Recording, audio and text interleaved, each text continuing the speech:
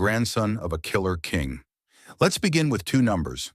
Of the 27 kings of Joseon, only 2 ascended the throne without first serving as crown prince: Taejong, Wan, and Sejo, Prince Suyang. The grandfather killed his brothers to become king. The grandson killed his nephew to become king, and both of them built the most powerful royal authority in Joseon's history. Yet this grandson compiled the Gyeongguk Daejeon, the great legal code of Joseon, on the very foundation of knowledge built by the Jiphyeonjeon scholars, whose lives he had destroyed. The king who killed the most people made the laws that govern Joseon. This is that story. Sejo, Prince Suyang, the 7th king of Joseon, the second son of Taejong.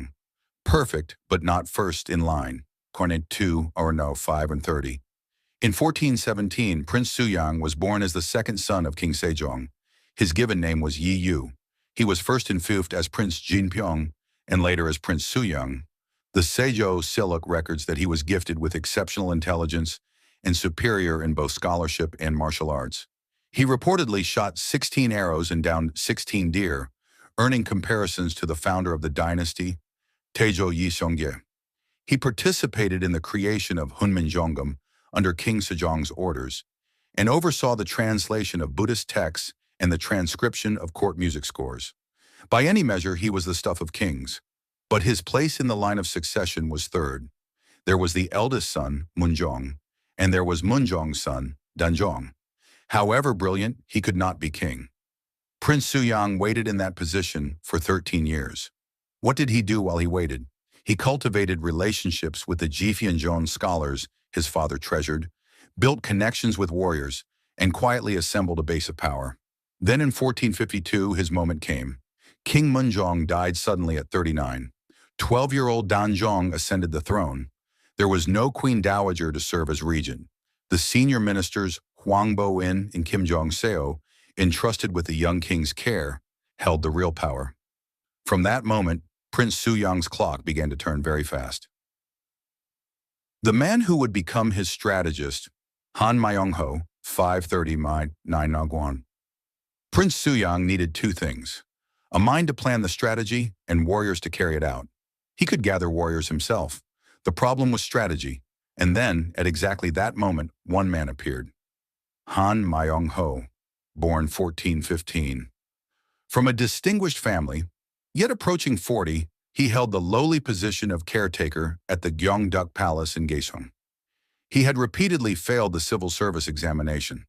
There are records of him being looked down upon by fellow officials. Nobody had noticed him. Through his friend Kwon Ram's introduction, he met Prince Suyang. At their very first meeting, Prince Suyang said, upon laying eyes on him, and this is recorded in the historical sources, "He is my Zhang Liang." Zhang Liang was the brilliant strategist of Liu Bang, the founder of the Han Dynasty. That these words came at a first meeting means Prince Suyang had long been searching for exactly this kind of person. Han Myeonghoe laid out his thinking then and there. When there is a young ruler, he said, power will inevitably fall to unworthy men. At such times, it is in accordance with the natural order for a loyal subject to set things right. This hardened Prince Suyang's already forming resolve. Thereafter, following Han Myeonghoe's counsel, Prince Suyang began assembling warriors, including Hong Dalson and Yangjong. He traveled with Ming envoys to build his diplomatic profile and drew Shin Suk-ju to his side. A prince and a caretaker. One wanted to be king. The other had the mind to design the path. The Gyeyujeongnan coup began with this meeting. The Gyeyujeongnan, the night of October 10th, 1453, in Storkinon, 1330, the night of October 10th, 1453. Prince Suyang concealed armor beneath his travel robes and went with a small party to the home of Kim Seo. After exchanging pleasantries, he struck Kim Seo down with an iron mace. He then killed Kim Seo's son, Kim Seong-gyu, as well. He rushed immediately to the palace and reported to King Danjong, "Kim Seo has committed treason." That night, Hwang Bo-en, Jo Gugwan, and Yi Yang were executed at the palace gate. His rival, his younger brother Prince Anpyeong, was exiled to Gangwon Island and later put to death. In the moments before the coup, when his wavering followers hesitated, Han Myeonghoe said, and this is recorded in the Danjong Siluk. If you try to build a house beside a road, you will never finish it even in 3 years. It meant, decide now. Prince Suyang decided. With the coup successful, Prince Suyang assumed the posts of Chief State Counselor, Minister of Personnel, and Minister of War simultaneously. He held both political and military power in one hand. He enfeoffed 43 men as meritorious subjects. The form was that King Danjong issued the appointments, but the substance was entirely Prince Suyang's will. The king was a name only. All that remained was the throne itself. Prince Suyang waited 2 more years. In 1455, Danjong yielded the throne to Prince Suyang. In form, it was a voluntary abdication. In reality, it was coercion. Sejo was enthroned. He was the first king in Joseon's history to ascend without first serving as crown prince. The investiture ceremony ended, but it was not over. The 6 martyrs, the scholars, King Sejong, raised fight back on 1330. On the day Sejo was enthroned, the royal secretary Seong Sammun held the royal seal and wept. That was the moment the seal passed into Prince Suyang's hands. He made his decision. The seal has been moved, but the former king still lives, and we are still here. If we fail in restoring him, it will not be too late to die then. Seong Sammun, Bak Pengyun, Yi Gai, Ha Weiji, Yu Seongyeon, and Yu Eungbu. These 6 men would come to be known as the 6 martyrs, the Sayuksan. When you consider who these men were, you realize this event was something more than a simple act of loyal resistance. They were all scholars from the Jiphyeonjeon. Scholars King Sejo had personally cultivated. They had worked together on the creation of Han Myeonghoe and carried the deep trust of the late king. They had also worked alongside Prince Suyang himself. Sejo had become king on the foundation of his father Sejong's legacy, and now his father's men turned against him. They maintained their official posts after Sejo's enthronement, watching from the inside for an opportunity. In 1456, the opportunity came. Sejo arranged a banquet at Changdeok Palace to entertain Ming envoys. For this banquet, Seong Sammun's father Seong and Yu Eungbu were appointed as Byeolungyeom, armed ceremonial guards who stand directly beside the king with drawn swords. It was a position that allowed them to stand right next to the king, sword in hand. There was no better opportunity for their plan. They would eliminate Sejo and his close associates at the banquet and restore Danjong. But on the day of the banquet, Sejo suddenly issued a command. The Byeolungyeom are not needed. Tell them not to enter. The records say Sejo cited the narrowness of the hall. Seong Sammun went to the royal secretariat to argue that the Byeolungyeom could not be dispensed with, but Sejo sent Shin Suk-ju to inspect the hall personally, and the Byeolungyeom were kept out. Later records indicate that Han Myeonghoe had first raised the issue of the hall's narrowness. Whether Han Myeonghoe had sensed something, or it was coincidence, no one can say. But the effect was that the man who had designed the Gyeyujeongnan also blocked the 6 martyrs' attempt. The opportunity was lost. Some wanted to proceed anyway, but Seong Sammun and Bak Pengyun held them back, saying they would wait for another day. The plan was postponed. That was the fatal mistake. One of the conspirators, Kim Jil, grew fearful. Afraid of exposure, he confided in his father-in-law, Jong Chang-seon. Jong Chang-seon immediately reported everything to Sejo. Sejo interrogated them personally. The Sejo Siluk records his words. "You have known me longer than anyone, and I have treated you with the greatest generosity. I am asking you directly now, you must not conceal anything." During the interrogation, Seong Sammun had red-hot iron driven through his legs and his arms severed. He did not yield. Bak Pengyun died in prison from the torture. Yu Seongyeon took his own life at home before he could be arrested. There is a record that when Bak Pengyun was being interrogated, Sejo valued his abilities and urged him to come to his side. Bak Pengyun addressed Sejo as Sir rather than Your Majesty, a form of address no subject would use to a king. When Sejo challenged him on it, Bak Pengyun answered. He was a subject of the former king, not of Sir, and in all the reports he had submitted during his year as Chungcheong provincial governor, he had not written the character for subject once. Sejo checked, and it was true. The 6 martyrs were executed in June 1456 in front of the Military Equipment Office. Death by dismemberment. Their bodies torn in 5 directions. Their heads were displayed for 3 days. Over 70 people were implicated in the conspiracy, including their families. Hundreds were executed or condemned to slavery. All male members of the 6 martyrs' families were put to death. The women were distributed as slaves to meritorious subjects. Immediately afterward, Sejo abolished the Jiphyeonjeon.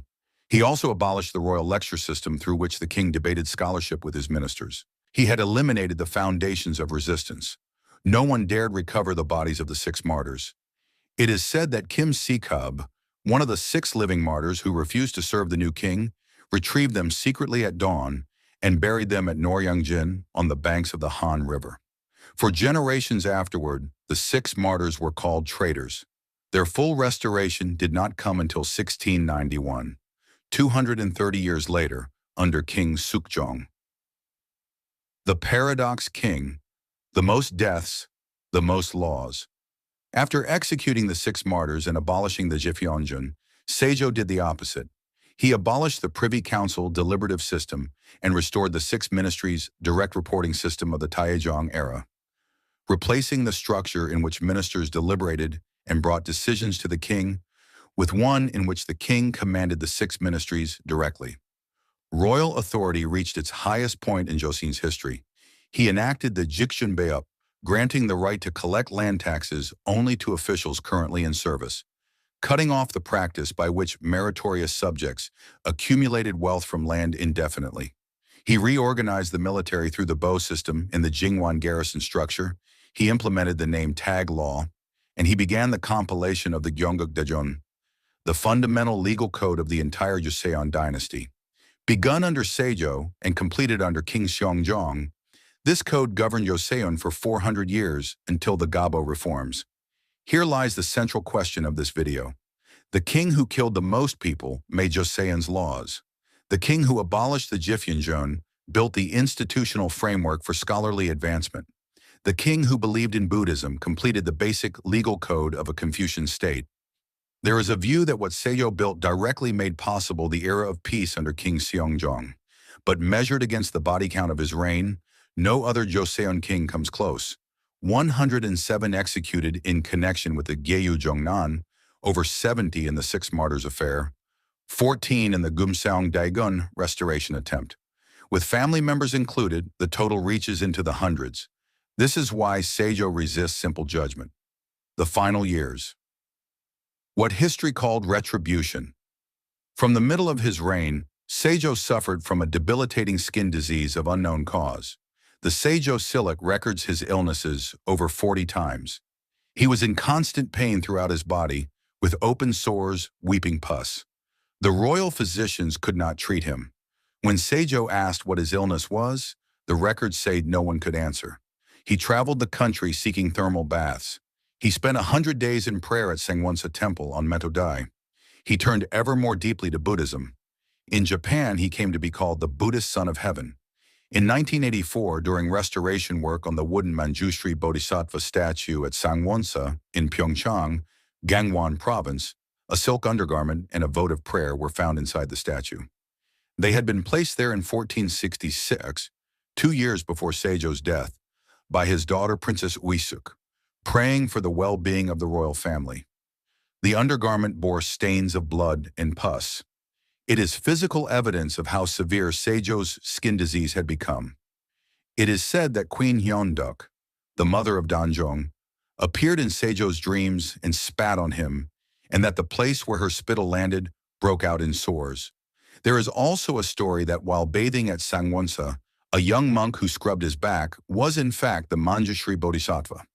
These are not verified facts, but the very existence of such stories circulating among the people of the time speaks indirectly to the suffering of Sejo's final years. And then his children began to die. His eldest son, Crown Prince Ugyeong, died at 20. His second son, Taejong, ascended the throne, but died at 20 after a reign of just 14 months. Yeong's firstborn son died at 3. On September 7, 1468, Sejo's condition became critical. He transferred the throne to the crown prince. The following day, he died at Sugangung Palace. He was 52 years old. He died the day after giving up the throne. The end of Han Myeonghoe, the bill comes due after Seo's death. King Taejong ascended, but Taejong also died after 14 months. His son, Grand Prince Suyang, was only 4 years old. There was no adult to take the throne. The decision fell to Sejo's queen, Queen Jonghui, and Han Myeonghoe. There were 3 candidates: Taejong's 4-year-old son, Grand Prince Suyang, the eldest son of Prince Suyang, who had died young; Grand Prince Wolsan, and Prince Suyang's second son, Prince Gyeyujeongnan. Han Myeonghoe backed Prince Gyeyujeongnan. Prince Gyeyujeonggan's mother was Han Myeonghoe's own daughter. If Gyeyujeongnan became king, Han Myeonghoe would be the maternal grandfather of the reigning monarch. His choice prevailed. Prince Gyeyujeongnan ascended. He became King Seong. Han Myeonghoe had made Sejo king through the Gyeyujeongnan. Now he had effectively made Seong king as well. Han Myeonghoe rose to chief state counselor. He installed 2 daughters as queens, one to Taejong, one to Seong. He built a pavilion at what is now Apgujeongdong in Seoul and spent his final years in extraordinary luxury. He lived to 73, but 17 years after his death, during the Gapjasawa, King Yeonsangun ordered his tomb opened and his corpse beheaded. The punishment of posthumous dismemberment.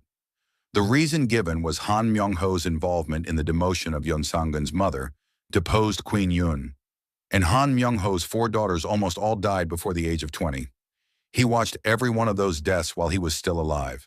The man who designed the Gyeyujeongnan, the man who blocked the 6 martyrs, the man who made 2 kings, the man who lived to 73, and yet the man whose tomb was desecrated, the man who outlived his children. They say power always sends a bill. No one knows what form it will take when it arrives. How do we judge Sejo? 31:30. How should Sejo be judged? Was he the usurper who killed his nephew? The reformer who broke the power of an overreaching bureaucracy and restored royal authority? The tyrant who had the 6 martyrs torn apart? The institutional architect who built the legal foundation that governed Joseon for 400 years? The Sarum scholars criticized him throughout the Joseon period. Yet the 6 ministries' direct reporting system he created remained the fundamental political structure of Joseon until the Gabo reforms. The Gyeongguk Daejeon endured 400 years. There is a credible argument that the royal authority he consolidated made possible the great era of peace under King Seong. Joseon gave him the posthumous title Sejo, Se for the dynasty, Jo the character reserved for founders. Every king from Sejo to Sukjong was Sejo's direct descendant. Joseon officially recognized him as a second founder. Whether that recognition was deserved, that judgment we leave to you.